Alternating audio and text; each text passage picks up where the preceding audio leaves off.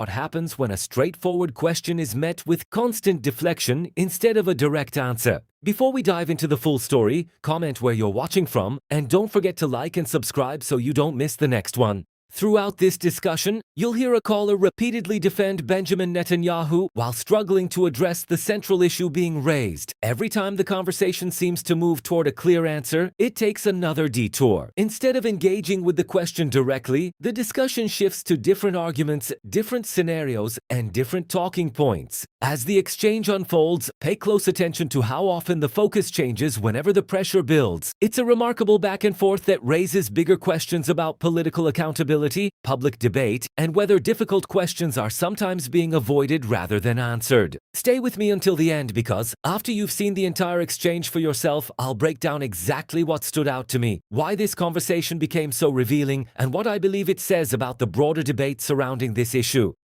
What you and many others don't seem to understand is it's very easy for the people to rise up against Hamas.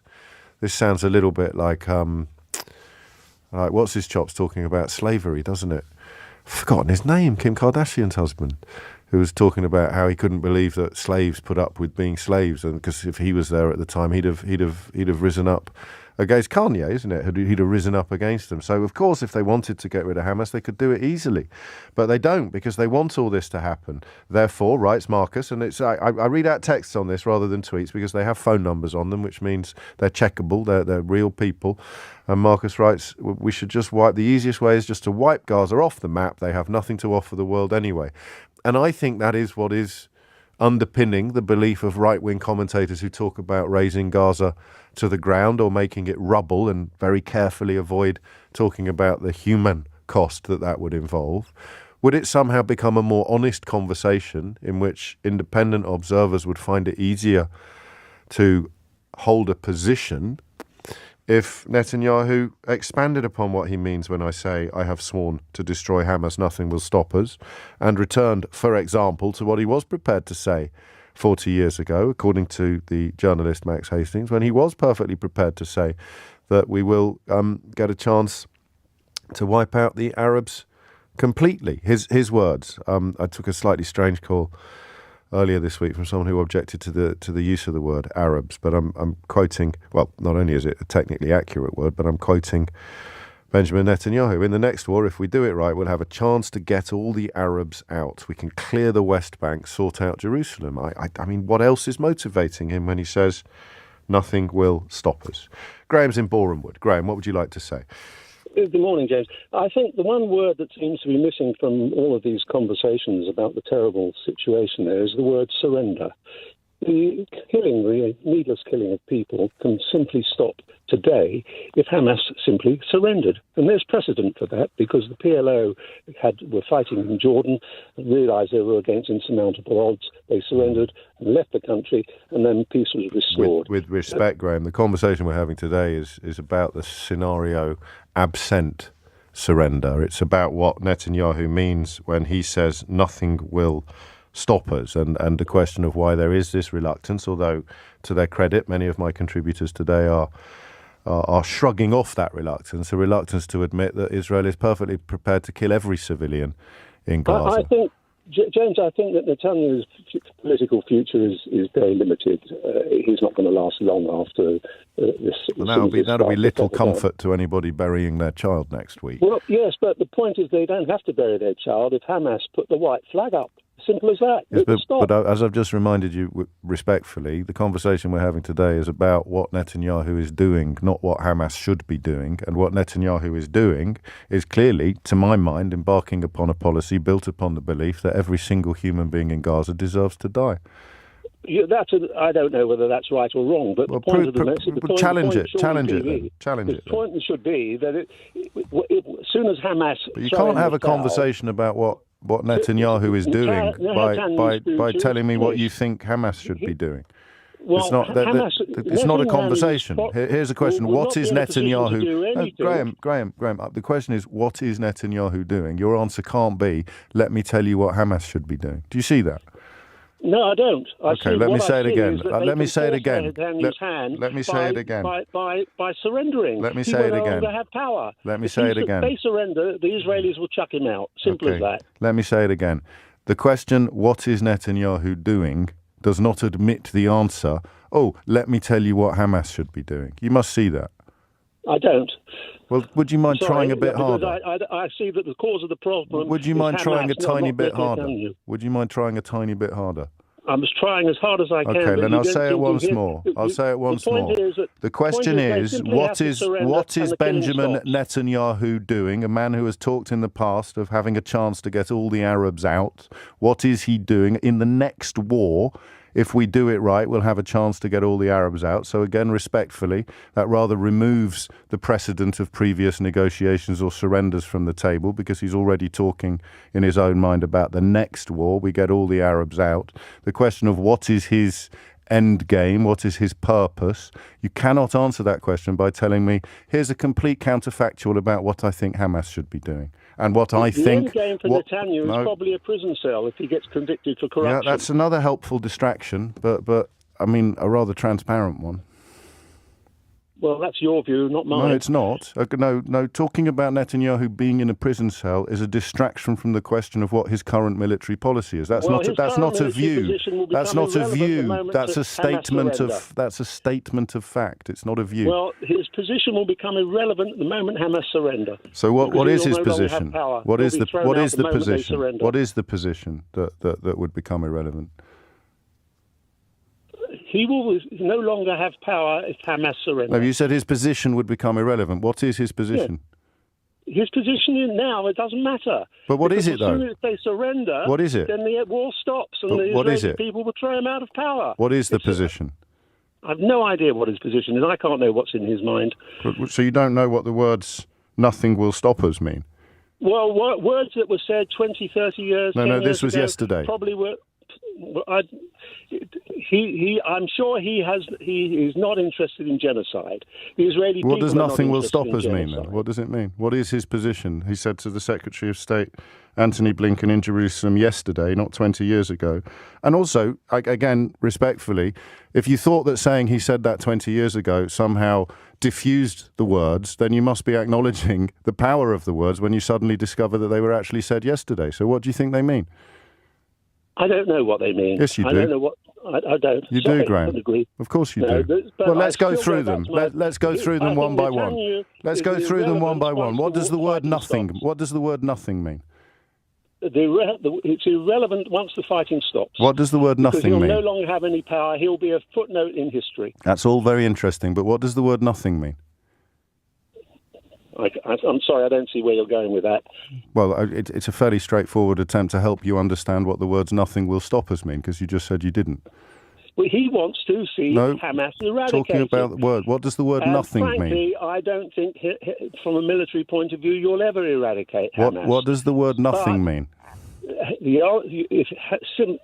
Not the point. The point is... I'm afraid it is the point. It's what he said yesterday, and it's his policy that you phoned in to discuss. People are needlessly being slaughtered. Well, I agree with that. So what does the phrase "nothing will stop us" mean? It means there is no level of... to stop it is for Hamas to surrender. Okay, so we're back... argument. But no, it's not the end of... The government changes, and they all can get together, and Gaza can be rebuilt. Graham, you can talk all day, and I'm going to keep you on the line until you tell me what you think "nothing will stop us" means. I don't know what you Yes, you do. I can't say what. Of course you can. Is in his mind. So you can conjure up a confident prediction of what would happen in Israel in the event of Hamas surrendering. Hamas. Graham, you're letting yourself down. What does "nothing will stop us" mean? He means he wants to eradicate Hamas. No, he doesn't. What does "nothing will stop us" mean? It means he'll do what it takes to eradicate Hamas. So what would stop him from continuing that course? How many deaths? The surrender of Hamas would stop him. No, nothing will stop us. The surrender of Hamas would stop him. Graham, you know what these words mean, Graham? It means surrender of Hamas will stop him. It means he's prepared to kill 2 million civilians. No, it doesn't. No, don't be stupid. Well, so you know what it doesn't. You know what it doesn't mean, James. You're being absolutely ridiculous. So what does it mean then? It means he wants to eradicate Hamas. No, what does "nothing will stop us" mean? Because you know what it doesn't mean. He will use all the military power he has to eradicate Hamas. Yes, and the civilians who are caught up in the crossfire? If they're being used by Hamas as human shields, they are a terrible consequence of war, which Hamas will stop by surrendering. So there we are, all 2 million of them. No. So how many? You're being just fantastic. Well, thank you, but how many? How many, Graham? How many, Graham? How many? There is no point playing numbers games. But you just rejected 2 million. No, I'm not rejecting. I'm not putting any numbers on it. It's a military situation. How many is too many? Be stopped by Hamas surrendering. Why won't you agree that if Hamas surrender, the war stops? Because I'm not psychic. And I'm talking about Benjamin Netanyahu's current policy, which is nothing will stop us. And you can't even say what those 4 words mean because I'm sorry, the words would turn the words would.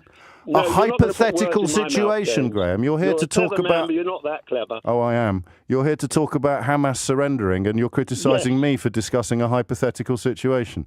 Well, it's not a hypothetical situation for Hamas to surrender. Okay, give you Graham. an example. Arafat surrendered in Jordan, and they all went out of Jordan, and there was peace. And Netanyahu said, in the next war, if we do it right, we'll have a chance to get all the Arabs out. So it was just an exercise in mowing the lawn, I think, is the phrase that's often used. Well, just before you go, and I'll ask you this again respectfully, why do you find it so hard to answer that question, nothing will stop? Is it because you do know the answer and you don't want to say it out loud? I don't agree. I don't know the answer, and you don't know the answer as well. You're just throwing these words up in the air, and frankly, they're an incitement. Well, I'm asking you what they mean, that's all. No, I've told you what they mean. They mean the eradication of Hamas. And Simple as that. And what does nothing mean? I've told you. I mean, I feel like talking to the wall. Well, I know how you feel. But nothing will stop us means there is absolutely no limit upon how much civilian death we will accommodate in pursuit of what you describe as the eradication of Hamas. Why do you find that so hard to admit? Because I don't agree with you. I don't think it means that at all. So what does it mean then? The eradication of Hamas. So what does Hamas can all right, stop it Graham. tonight. Okay, Graham. I mean, down with hypotheticals and numbers games. Nothing will stop us. There are 2 million people in Gaza, and there are 20, 30,000 Hamas terrorists, say 50,000 if you prefer. How many of the 2 million must die in pursuit of the eradication of the 50,000? So the reason I read out those grim texts earlier is because I don't want to accuse Graham of lacking courage, because I think he's a better person in some ways than Marcus, who writes about the easiest way is just to wipe Gaza off the map. They have nothing to offer the world anyway. Because Graham's moral compass prevents him from going there in public, out loud. I think even in private he can't conceive of Gaza being wiped off the map, and in Marcus's words, they have nothing to offer the world anyway. But unless you are prepared to say that out loud, then you end up having to pretend that you don't know what the words "nothing will stop us." What makes this conversation so striking isn't that the caller disagrees with James O'Brien. It's the way the discussion repeatedly shifts whenever the central question comes into focus. Graham calls in wanting to talk about Hamas surrender, but O'Brien keeps bringing him back to the same point. What do Netanyahu's own words mean? And instead of answering that directly, the conversation keeps circling elsewhere. From my perspective, that's what made this exchange so revealing. Graham says he can't know what's in Netanyahu's mind, yet only moments earlier he was confidently predicting exactly how Israeli politics would unfold if Hamas surrendered. So he appears comfortable making broad predictions about future political events, but hesitant to interpret a public statement that was at the center of the discussion. That's a contrast viewers are bound to notice. O'Brien's broader argument is that if someone supports or defends a leader's rhetoric without addressing the possible consequences of that rhetoric, they're avoiding a difficult moral question. Whether you agree with that conclusion or not, it's clear that O'Brien believes the caller never fully engages with the issue he keeps raising. Instead, every answer leads back to a different topic. And that's why this debate has generated so much attention. It's not just about one phone call, it's about whether difficult questions should be answered directly or redirected towards something else. That's ultimately for you to decide after watching the exchange. If you found this video interesting, please don't forget to like and click that subscribe button so we can continue to build this community together. Thanks for watching, and I'll see you in the next one.